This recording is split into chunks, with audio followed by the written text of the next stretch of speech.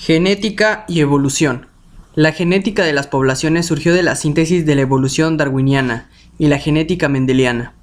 Una población es el conjunto de individuos que se reproducen entre sí y producen descendencia fértil en un lugar determinado. Reservorio genético es el conjunto de todos los diferentes genes de la población.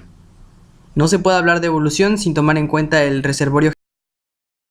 Teoría sintética de la evolución o teoría moderna evolutiva fue propuesta en el siglo XX. Los científicos Theodosius Dobzhansky, Julian Huxley, Ernest Mayr y George Simpson unieron la teoría evolutiva de Darwin con la teoría genética de Mendel y la genética moderna. Este es el origen de la teoría sintética de la evolución.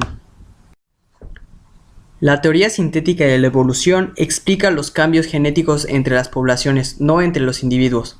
Así el estudio es a nivel poblacional. Sus principios principales son la variabilidad, la selección natural y el aislamiento reproductivo.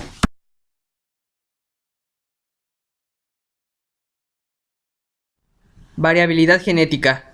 Las fuentes de variabilidad y los factores de cambio son mutaciones, flujo de genes y deriva genética. Mutaciones. Son los cambios bruscos y repentinos en el material genético debidos al azar o por agentes mutágenos. Constituyen el incentivo para la evolución, pues a través de ellas aparecen genes nuevos y por lo tanto se crean variaciones. Estos acontecimientos fortuitos pueden incrementarse con la exposición a la radiación y a ciertos productos químicos. Las mutaciones que son nocivas disminuyen las aptitudes de las crías, por lo que estas son eliminadas durante la selección natural.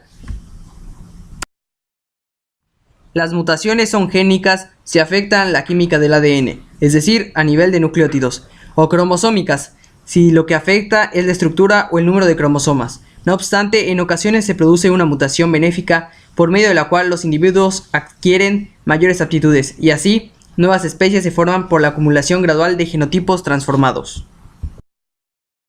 Flujo de genes. Es el ingreso o egreso de alelos en una población. Se da por la migración de los individuos. Al introducirse alelos nuevos se cambia la frecuencia genética y por lo tanto la posa genética. Deriva genética. Se le denomina así a los cambios ocurridos al azar en el reservorio genético de una población. Tales cambios pueden ser favorables o desfavorables para cada población. El cuello de botella es un caso de deriva genética que implica la eliminación de alelos o la excesiva carga de otros.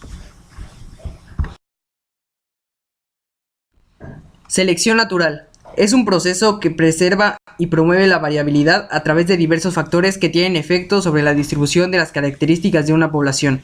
Existen 4 tipos de selección natural. Existe la selección normalizadora, la selección disruptiva, la selección direccional y la dirección sexual.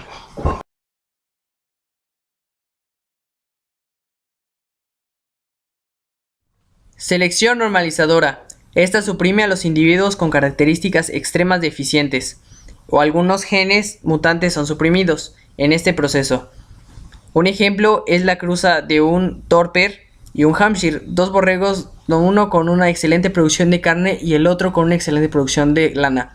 Al momento de juntarse crean un híbrido que presenta deficiencias genéticas como baja estatura y menor producción de lana y de carne. Selección disruptiva. Este tipo de selección provoca el incremento de los dos extremos de una población. Como ejemplo podemos mencionar a los pinzones africanos, cuyos ejemplares de pico grande se alimentan mejor con semillas duras, mientras que los de pico pequeño prefieren las semillas blandas. Este tipo de selección ha eliminado a los pinzones de tamaño mediano. Selección direccional.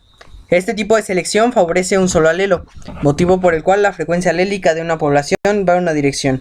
En las dos fotografías de abajo observamos una polilla blanca y una polilla negra.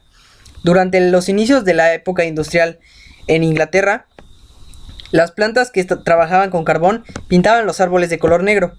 Dado a esto, las polillas blancas eran susceptibles a ser atacadas por los depredadores. En cambio, las polillas negras eran susceptibles a sobrevivir más. Antes de la era industrial, las polillas blancas en los árboles blancos sobrevivían más que las polillas negras, ya que las polillas negras eran más susceptibles a ser atacadas por depredadores. Selección sexual. Esta forma de selección depende de la lucha entre individuos de un mismo sexo por la posesión del otro. El resultado no es la muerte del competidor desafortunado, sino la escasa o nula descendencia a que esto da lugar. La selección sexual es menos rigurosa que la selección natural. Origen de las especies. Desde la perspectiva evolutiva es importante diferenciar los procesos microevolutivos de los cambios macroevolutivos, para poder comprender el proceso de especiación o formación de nuevas especies. La microevolución se da a nivel de especie, mientras que la macroevolución es a nivel poblacional. Mecanismos de aislamiento reproductivo evitan que dos especies se crucen o se fertilicen entre sí.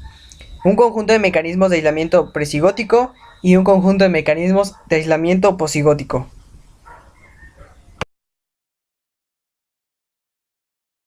Mecanismos de aislamiento presigótico evitan la creación de un híbrido. El primero es el aislamiento ecológico, donde dos especies cercanas no se cruzan por tener hábitos alimenticios diferentes aunque compartan un mismo territorio. El segundo es aislamiento temporal, porque no se reproducen debido a que tienen diferentes épocas de apareamiento en el año.